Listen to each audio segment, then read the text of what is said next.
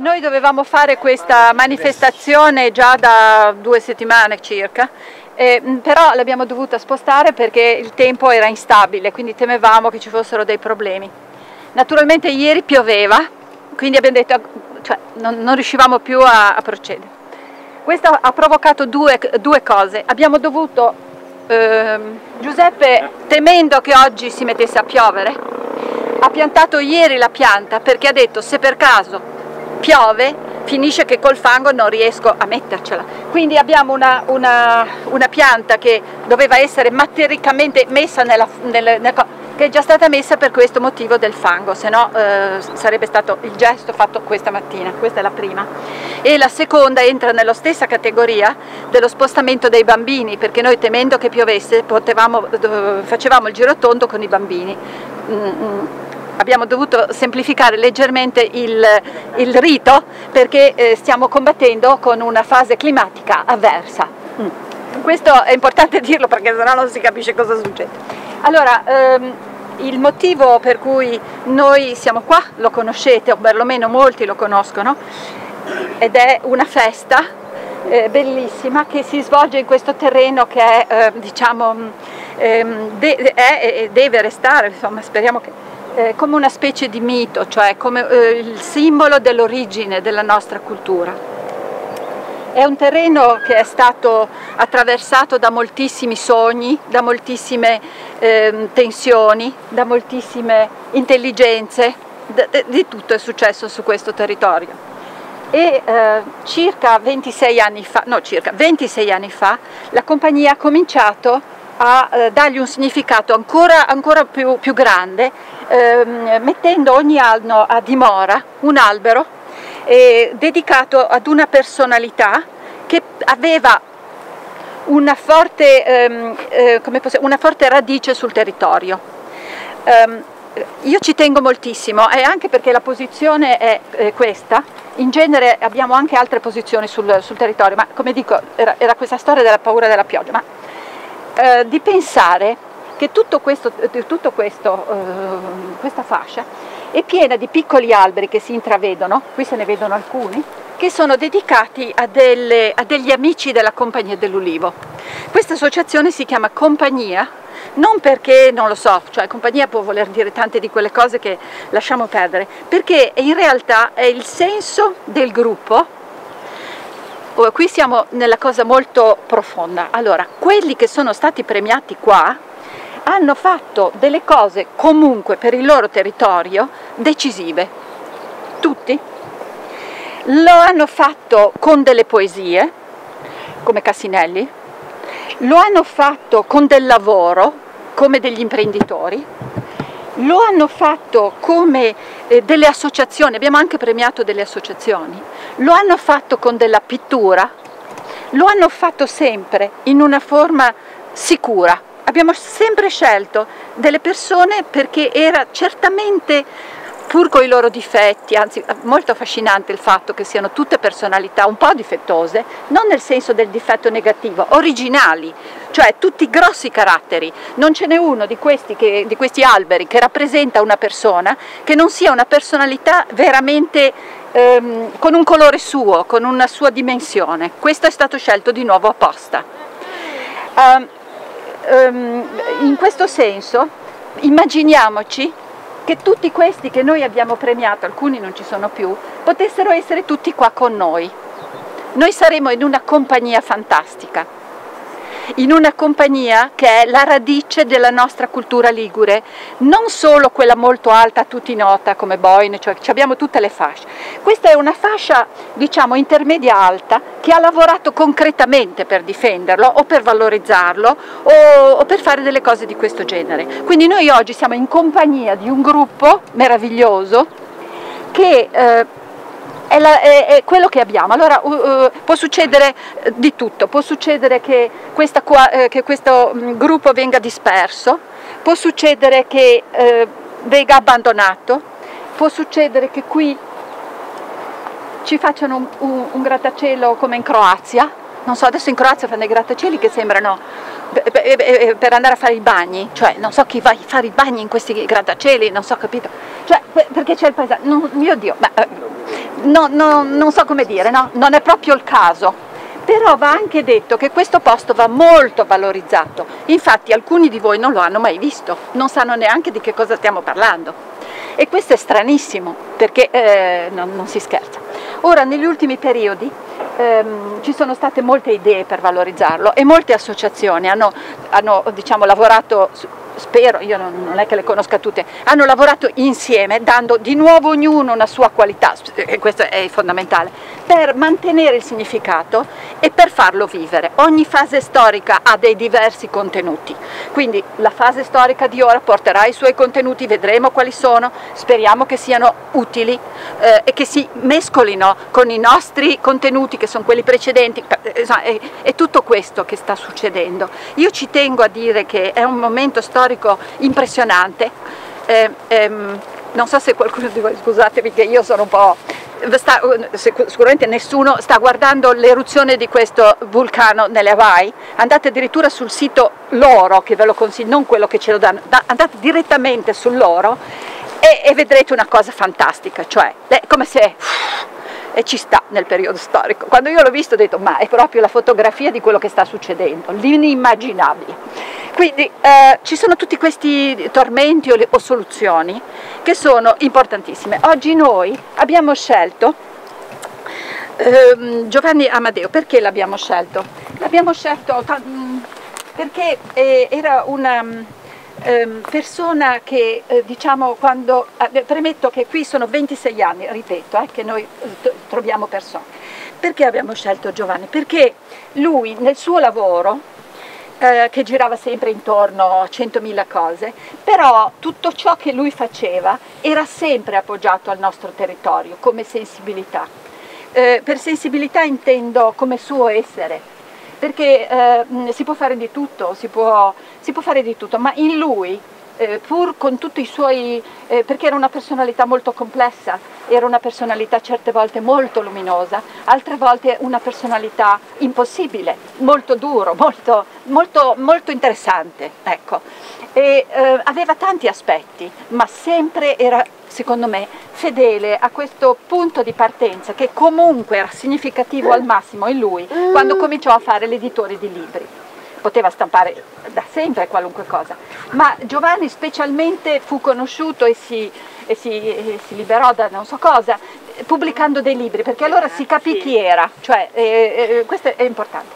Che poi dopo questa sua diciamo iniziativa, che cominciò in un certo senso come un'avventura, perché aveva, io mi ricordo perché la ditta che allora aveva un altro nome e si chiamava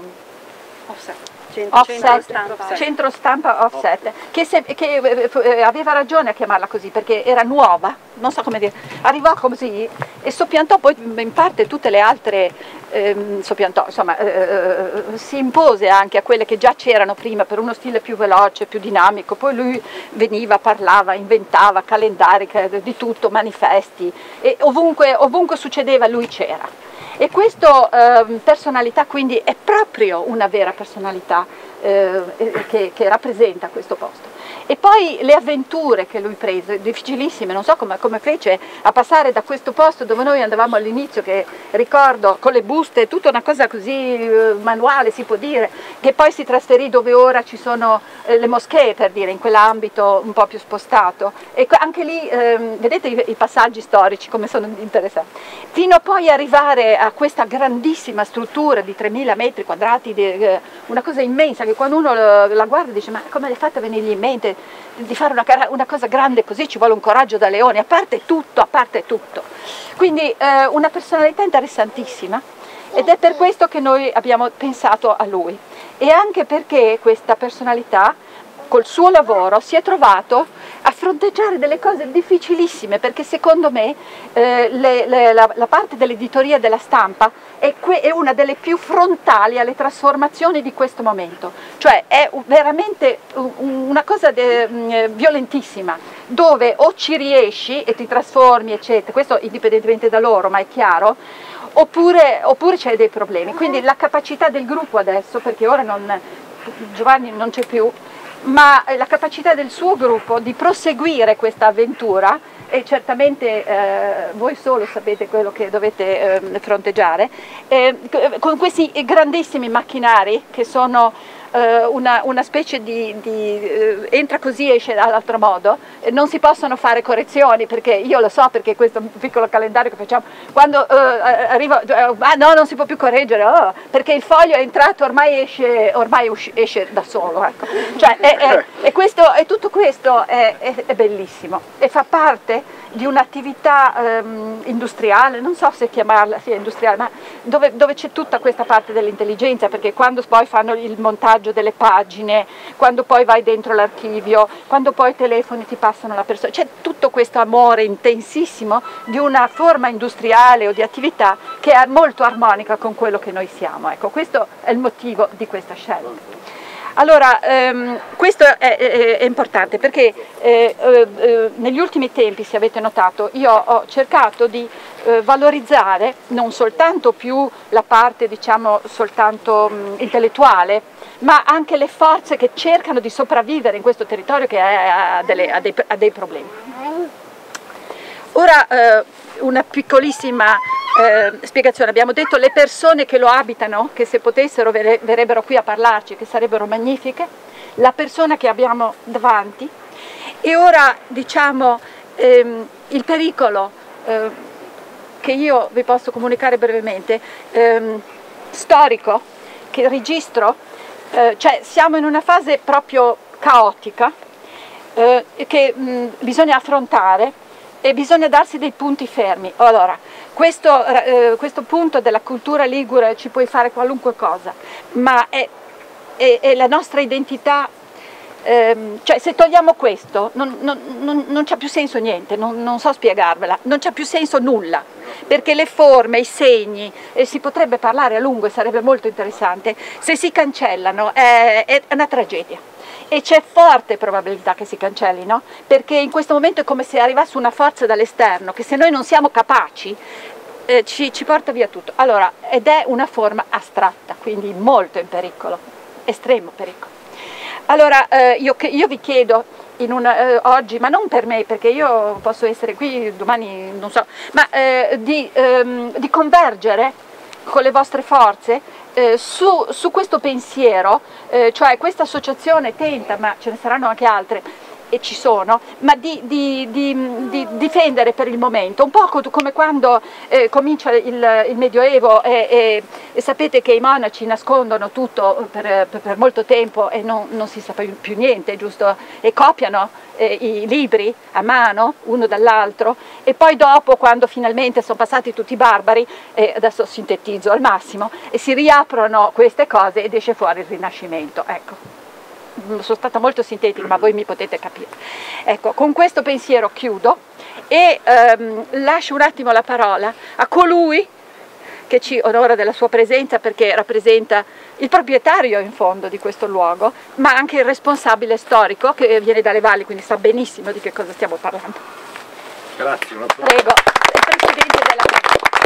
Ha già detto molto, ha già detto praticamente tanto, se non tutto, chi mi ha preceduto. Io innanzitutto voglio ringraziare la Compagnia dell'Ulivo che ancora una volta rinnova questo appuntamento che ha un significato simbolico ma non solo, perché testimonia una vitalità, un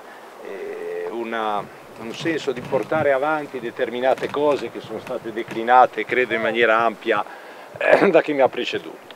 Voglio rassicurare, come ho fatto la prima volta che sono venuto qua, ormai è già passato qualche anno, sul destino di questa struttura. Ecco, dissi la prima volta, era una giornata mezza piovosa, che avevamo intenzione come amministrazione provinciale, pur nelle grandissime difficoltà economico-finanziarie che stavamo attraversando, di non vendere l'oliveto. Ecco, l'ho detto in maniera molto chiara all'epoca, perché era nel piano delle alienazioni, quando ci siamo insediati nel maggio del 2015, e una delle prime cose che abbiamo fatto è stata quella di toglierlo dal piano delle alienazioni.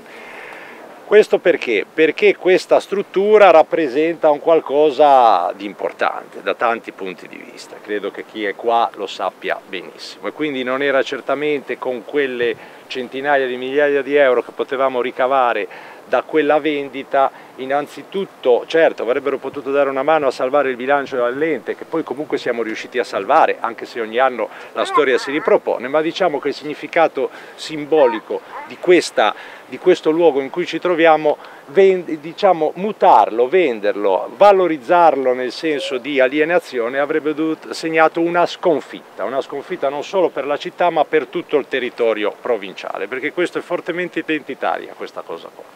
E quindi perderla, venderla, significava un qualcosa di molto pesante. Quindi abbiamo fatto questa scelta. Dopo questa scelta ci sono state delle varie proposte di utilizzo di quest'area, perché comunque la provincia aveva già da tempo perso la competenza specifica, però avendola ritenuta strategica per il territorio, siamo riusciti a conservarla sotto la nostra guida, regia. Oggi voi vedete un oliveto che si trova in condizioni ben diverse da quello che si trovava qualche anno fa, non sono ancora ottimali, ma comunque c'è un segnale, perché comunque c'è una sinergia tra vari soggetti, a cominciare dal mondo della scuola, il liceo, l'associazione Partigiani Alta Valprino, Libera, la CIA, insomma ci sono tante persone, ovviamente la compagnia dell'Ulivo che c'è sempre stata, ci sono tanti soggetti che hanno dato corso a un progetto di utilizzo e di divulgazione, di vorrei dire anche promozione da un punto di vista culturale e formativo, perché quando tu porti i ragazzi qua a far vedere che cosa sono le olive e come si fanno i muri a secco, insomma insegniamo un qualcosa ai nostri giovani che per quel gap generazionale che c'è stato si rischiava drammaticamente di perdere. Quindi è un qualcosa, diciamo, che non finisce lì, questo ve lo posso dire, non si esaurisce questa esperienza, anche perché il caso vuole che proprio ieri in Consiglio provinciale abbiamo tra le tante delibere adottato una delibera che riguarda anche la valorizzazione dell'oliveto sperimentale. Valorizzazione, voglio essere chiaro, che non vuol dire valorizzazione dal punto di vista economico, ma valorizzazione di tutte le finalità che questa struttura, che ormai ha quasi 100 anni di storia, sottende. E quindi prospettando, diciamo, una gestione più duratura, magari da parte degli stessi soggetti che la stanno facendo in squadra, in regia, ancora con altri soggetti, coinvolgendo al massimo tutte le associazioni e tutti coloro che amano per ragioni diverse questa struttura e che possano proporre, diciamo, delle modalità di valorizzazione di tipo diverso, di tipo, diciamo, ambientale, culturale, e dal punto di vista tecnico della valorizzazione di che cosa rappresentano queste cultivar messe qua, perché sono tantissime, lo sapete, adesso non vi tedio su questo, io parlerei un'ora ma vi risparmio ovviamente. Quindi rassicuro tutti sotto questo profilo, tranquilli che l'oliveto non verrà venduto, tranquilli che l'oliveto anzi sarà valorizzato nel senso vero del termine, e credo che questa strada segnata dal Consiglio provinciale all'unanimità, al di là dei colori politici o partitici, sia molto pesante, siano delibere molto pesanti che restino anche in futuro, quando noi non ci saremo più da un punto di vista amministrativo sicuramente, però credo che abbiamo segnato un punto, fissato un paletto molto diciamo radicato nella terra, che non possa più essere spostato. Quindi sotto questo profilo mi permetto di essere abbastanza ottimista. Detto ciò, vorrei dire due parole su Giovanni anche io, e lo dico anche, oltre che come presidente della provincia, lo dico anche come sindaco di Cesio e come uomo dell'entroterra. Io ho avuto il piacere di conoscere un grande imprenditore, un imprenditore coraggioso, come diceva chi ha parlato prima di me, che ha avuto una visione, che ha saputo costruire un'azienda importante. Ringrazio chi la sta portando avanti, tra parentesi un'azienda che poi si è andata a radicare nel cuore della Valle Impero, e quindi dando anche un significato importante al lavoro che viene fatto, un'azienda che dà posti di lavoro, che crea opportunità, e quindi un imprenditore che dal piccolo è riuscito a creare davvero un qualcosa di importante. E poi un imprenditore che ha avuto il piacere appunto di conoscere come uomo dell'entroterra. Io ricordo il primo incontro avvenne all'inizio degli anni 2000, quando come componente dell'amministrazione comunale di Cesio gli chiedemmo di fare una pubblicazione, se ci dava una mano, a fare una pubblicazione sul pasto del Giovedì Santo. Qualcuno di voi conoscerà questa antica tradizione che una volta c'era in tutti i paesini nostri, oggi sopravvive solo a Cesio, e dove al centro c'è l'olio e c'è lo stoccafisso. Lui, tra le altre cose, lo sappiamo, era tra i fondatori con l'amico Lanteri del Comitato San Giovanni, quindi sposò quel pamphlet che realizziamo sulla storia di questa antica tradizione che era molto importante, che ancora vuole esserlo, con entusiasmo, e praticamente lo posso confessare ce lo regalo quasi, se non del tutto. Ecco, questo fu il primo incontro, e poi ce ne fu uno molto importante qualche anno dopo, insieme al compianto Carlo Alassio, quando proponemmo a lui la realizzazione di un volume che si chiama Alecca. Qualcuno di voi lo conoscerà, ormai siamo arrivati alla 6ª edizione tra poco. Era stato un desiderio quello di fondare un'associazione e una rivista che raggruppasse tutte le tradizioni, si chiama Pagina Storia e Cultura della Valle Impero, pagine sulla storia e la cultura della Valle Impero, e diciamo che se non ci fosse stato lui, quella rivista noi sicuramente non l'avremmo fatta. Che cosa significa quella storia? È una piccola storia che però è diventata in questi 6 anni una storia importante per valorizzare quel territorio dove l'Olivo la fa da padrone, con tutta la sua storia dietro, con tutta la sua cultura dietro e con tutte le prospettive che può avere. Quindi per spiegare innanzitutto a chi ci stava intorno, a chi vive ancora quelle terre, che cosa siamo e da dove arriviamo, e per spiegarlo a chi ci viene a trovare. E davvero, io non lo dico qua oggi perché siamo a ricordarlo con questi momenti, ma lo dico perché, l'ho detto anche in altre occasioni, ricordo ancora lo sguardo di quel giorno e la gioia che aveva nel vedere che noi stavamo facendo quell'iniziativa e la volontà di supportarla, perché ci dette anche lì una grossa mano, e se oggi stiamo ancora andando avanti è perché ci fu quell'aiuto. Io ho raccontato questi 2 episodi perché li ho vissuti in prima persona, poi chiaramente la cifra di Giovanni è molto più ampia, ma credo che questo sia significativo perché va a caratterizzare un uomo che aveva determinate caratteristiche: i piedi ben piantati nella terra e le braccia, usando una metafora, abbracciate a questi alberi d'olivo, perché è una terra che lui amava e alle quali si sentiva profondamente legato, ma lo sguardo sempre rivolto verso l'orizzonte, se non oltre l'orizzonte. Quindi una visione ampia, una visione larga, un insegnamento che dovremmo avere tutti, perché la nostra storia, le nostre tradizioni e la nostra cultura non vanno dimenticate, sono la nostra ricchezza, ma noi ci dobbiamo confrontare col mondo, guardare oltre l'orizzonte come faceva lui.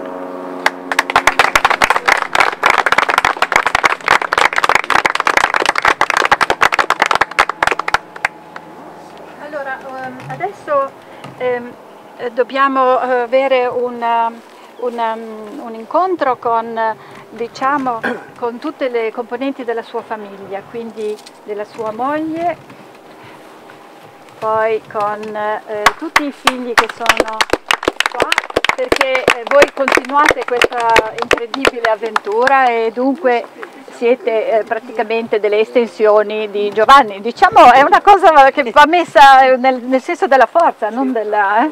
Quindi tutti vi sono molto vicini e grati, mi pare ognuno a modo suo, perché qui abbiamo delle diversità. Allora, noi abbiamo l'abitudine di dare questa bellissima, lo dico io, bellissima, lo sarà ma lo penso perché è bella, questa bellissima medaglia, perché non è una medaglia di quelle là, no, cioè è proprio bella. E vede, rappresenta una donna che raccoglie le luci.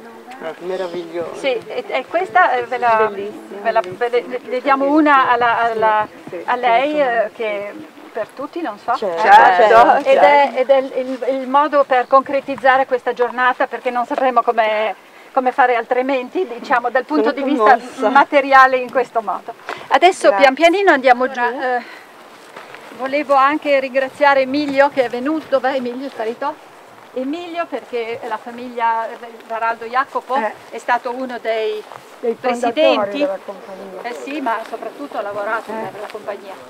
Perché l'importante è che quando ci sono lavorino, e lui aveva una visione anche, quindi queste cose bisogna dire. Adesso ecco qua.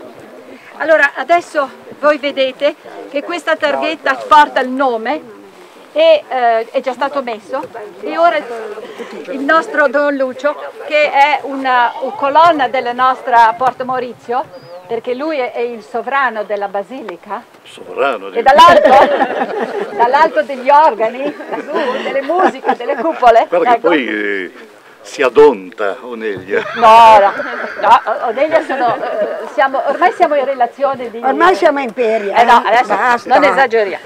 Quindi ormai siamo capaci di stare insieme tutti qua. Sì, lo Ecco. E quindi... Siamo imperia.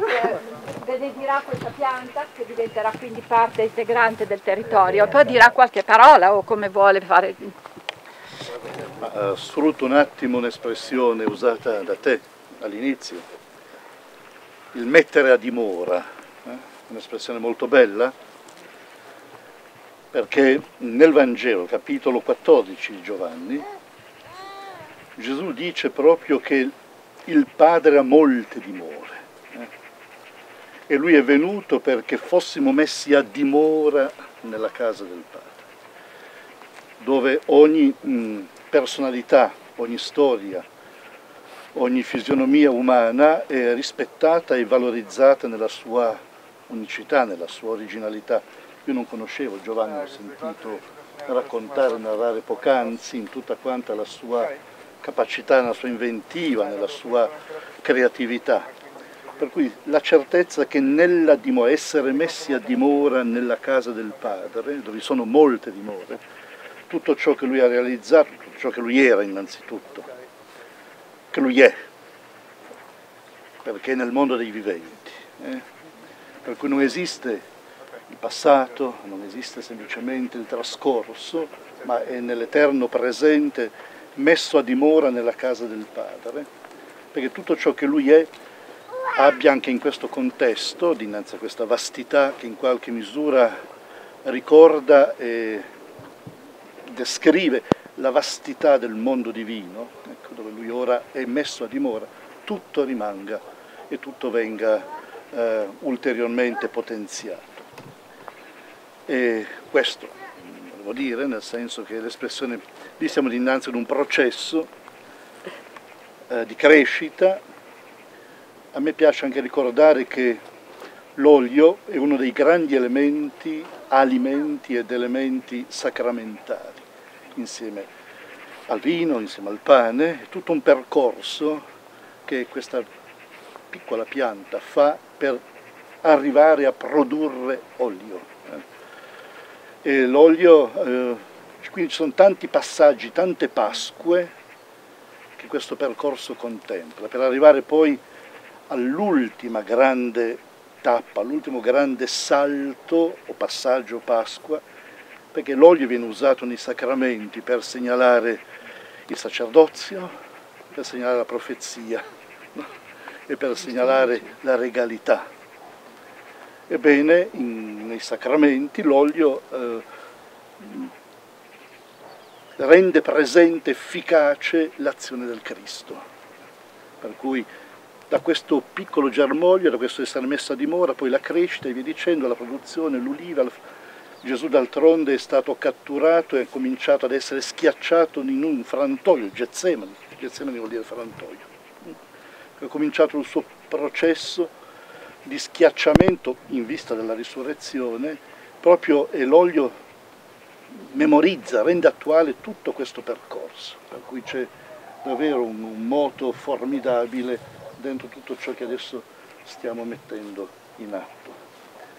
E volevo ancora aggiungere, se me lo permetti, tu parlavi di caos.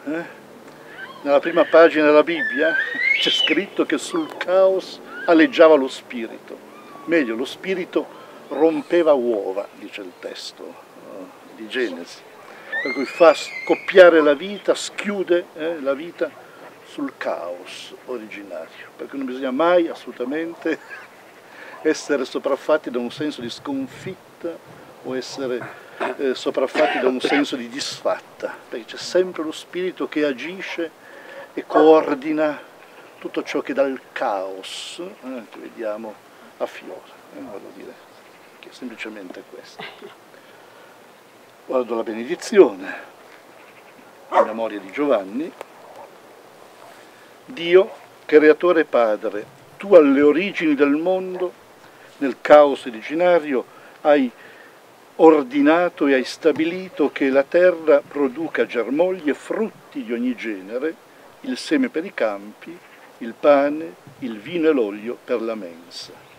Benedici questa pianta d'ulivo in memoria di Giovanni, fa che fruttifichi in pienezza, segno dell'ulivo verdeggiante che Giovanni è nella dimora del Padre. Per Cristo nostro Signore. Amen.